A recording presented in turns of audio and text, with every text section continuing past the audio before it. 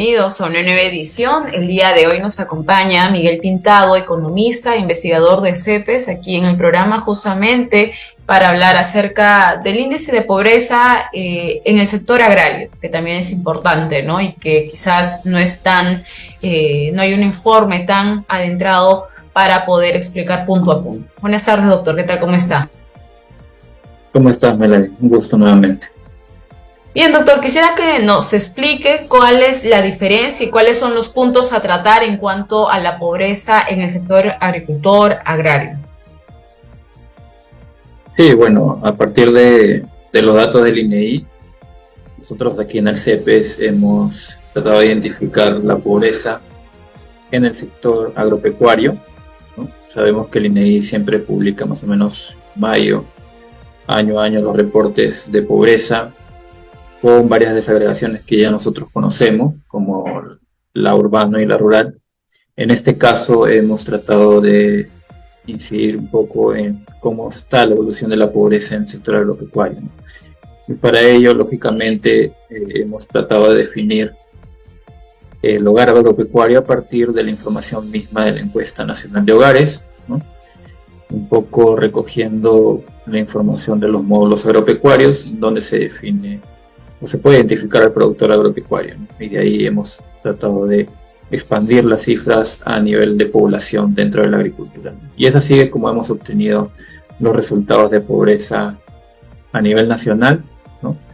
Y del sector agropecuario en el Perú. Acá en el informe dice, no se debe confundir con la pobreza rural en las áreas rurales y la agricultura de las actividades principales. O sea, es decir, cuando uno escucha, pues, no, rural, se trata de relacionarlo con provincias, ¿no? Pero acá estamos hablando prácticamente de la actividad en sí. ¿En qué problemas o cuáles han sido los errores para que nos lleve a esta situación de pobreza en cuanto al sector agrario? Sí, bueno, más que nada es, como decía ahí, no confundir entre pobreza rural y pobreza en la agricultura. Sabemos que en las áreas rurales la mayor parte de las actividades están relacionadas a la agricultura, ¿no? Y a la actividad pecuaria, pero no necesariamente a ella, ¿no? Es por eso que el indicador de pobreza en las áreas rurales puede ser muy parecida, pero no necesariamente igual a la pobreza en la agricultura, ¿no? Dicho sea de paso, cuando nosotros analizamos las cifras, en el caso de la pobreza rural, a partir del primer año de pandemia en adelante y con el contexto inflacionario de los últimos 2 años, hemos visto que la pobreza se ha incrementado, ¿no? En el caso del sector agropecuario es un poco distinto, ¿no? Porque en el primer año de pandemia más bien disminuyó, porque recordemos que durante el primer año de pandemia muchas actividades, digamos, se acortaron, no tuvieron el dinamismo que tuvieron antes. Sin embargo, la actividad agropecuaria sí se mantuvo porque era una actividad prioritaria, ¿no? La alimentación del país. Es por eso que en ese primer año, inclusive la pobreza en la agricultura disminuyó, ¿no? A diferencia de la pobreza en las áreas rurales. Y ya en los últimos 2 años, lo que sí hemos podido observar a partir del análisis es que la pobreza en el sector agrario sí se ha incrementado, ¿no? A raíz de la inflación general, ¿no? Recogida por el IPC, y también por el encarecimiento de los insumos agrícolas, ¿no? Principalmente la urea, que como ya hemos venido discutiendo en varias ocasiones, hemos tenido problemas para la importación. ¿Qué podría desarrollarse luego de esta situación? O sea, si se empeora y si no se atiende como debería de ser, qué males nos podría traer? Actualmente se habla además del índice de pobreza en el país, se habla también de crisis alimentaria.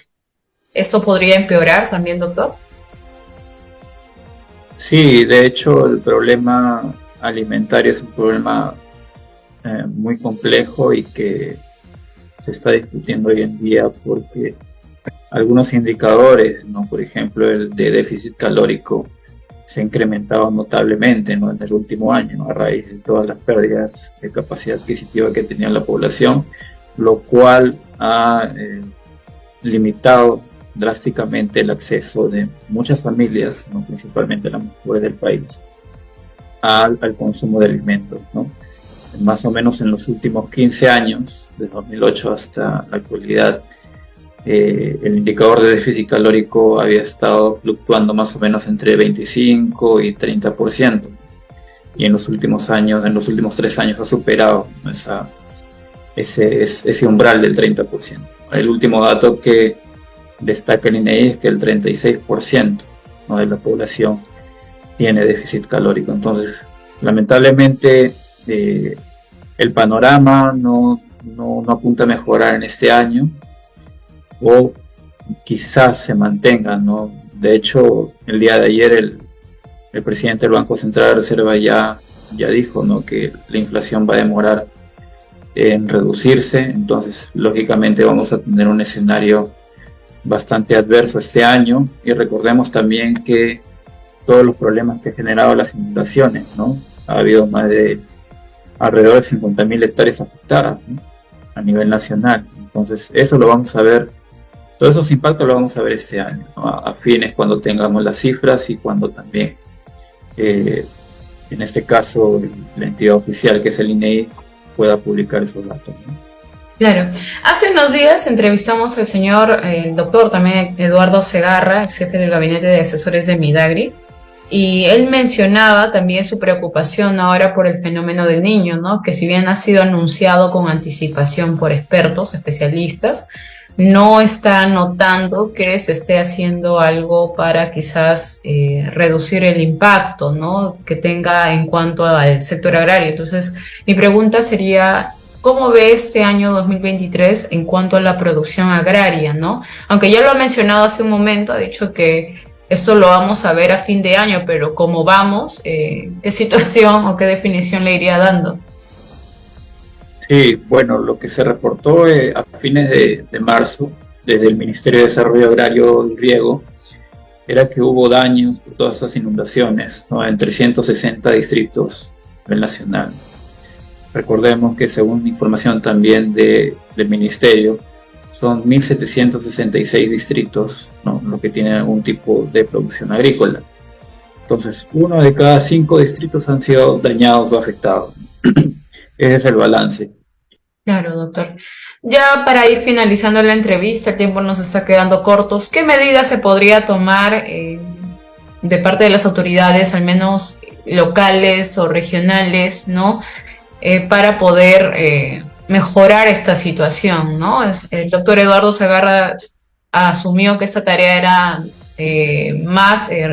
esa tarea es únicamente del gobierno central, pero ¿usted cree que también el gobierno regional, municipal o local pueda ir tomando algunas iniciativas o proyectos? Sí, bueno, hay bastante crítica, ¿no?,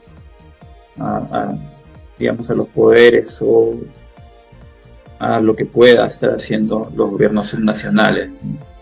Entonces, porque también no hay un nivel de ejecución a partir de lo que se publica en la plataforma web Consulta Amigable, ¿no? No hay un nivel de ejecución que de indicio, ¿no?, de que hay una mayor eficiencia de los gobiernos nacionales, ¿no? Y por ello, quizá, es lo que mencionó el economista, que probablemente sea un mejor desempeño del gobierno nacional, ¿no? Ahora, lo que también es importante decir, que hay que diferenciar entre las políticas de corto plazo y las de mediano a largo plazo, ¿no?